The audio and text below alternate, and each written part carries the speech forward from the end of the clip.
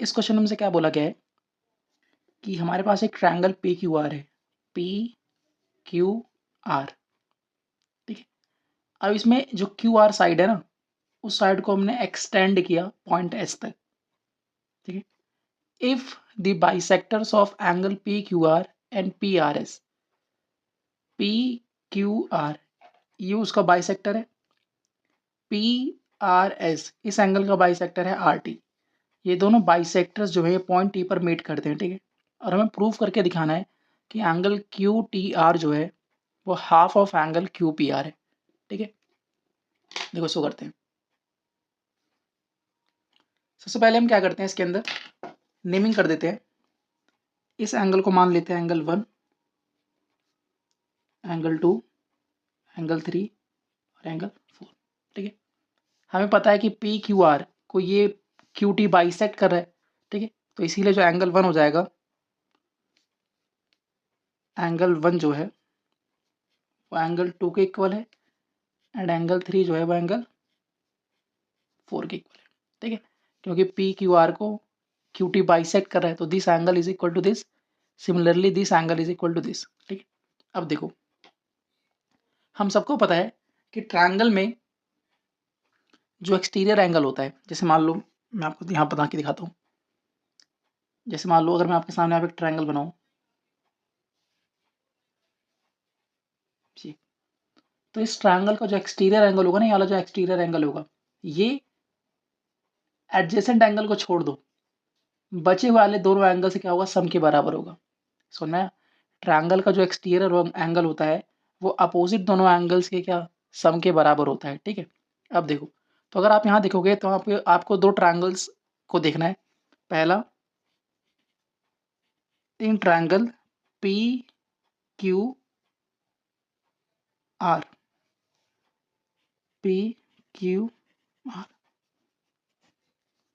अगर आप P Q R को ध्यान से देखोगे ना, इस ट्रायंगल को पी क्यू आर को, जिसको डार्क करो सिर्फ इसको देखना जी।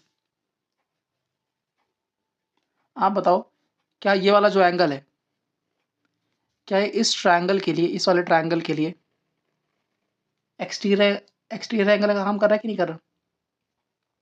तो इस वाले एंगल का जो सम होगा वो इस वाले एंगल प्लस इस वाले एंगल के सम के बराबर होगा कि नहीं होगा? होगा।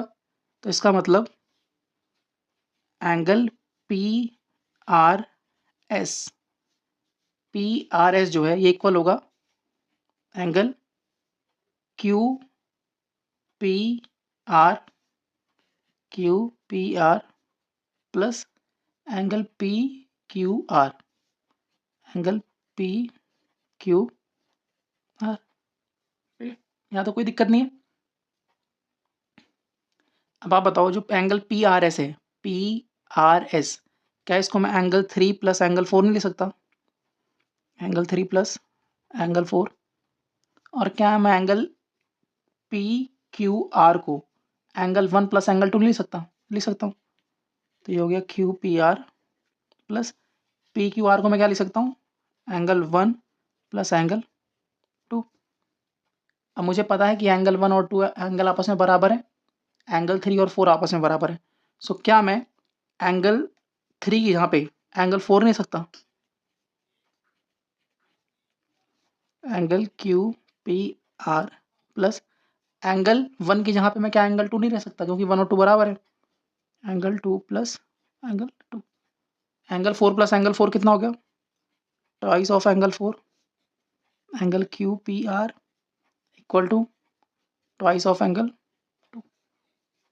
अब यहाँ से बताओ एंगल क्यू पी आर की वैल्यू कितनी आएगी, twice of angle 4 minus twice of angle 2, ये आएगा।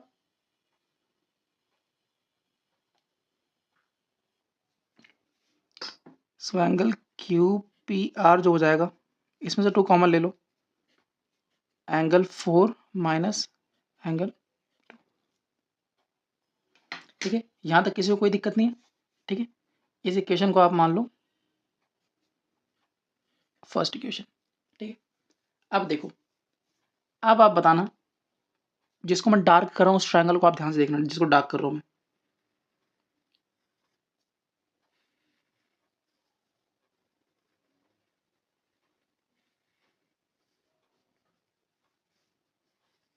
दिखा आपसे,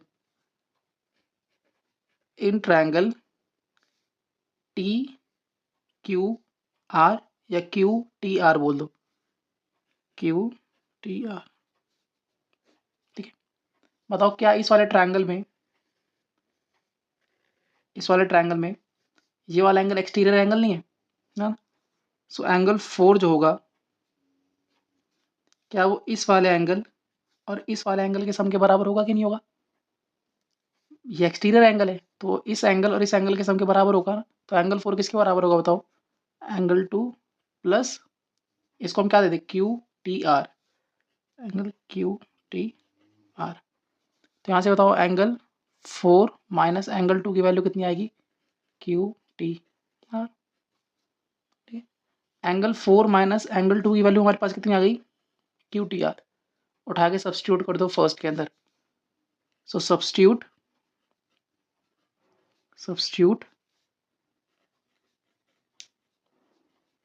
value of angle 4 minus angle 2 in first equation.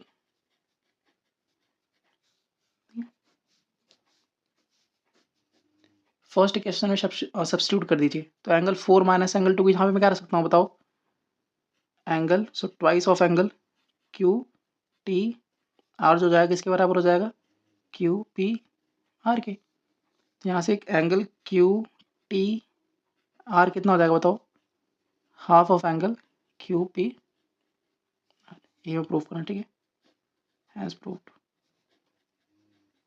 तो एग्जाम पॉइंट ऑफ व्यू से इंपॉर्टेंट क्वेश्चन है ये भी, ठीक है। देखो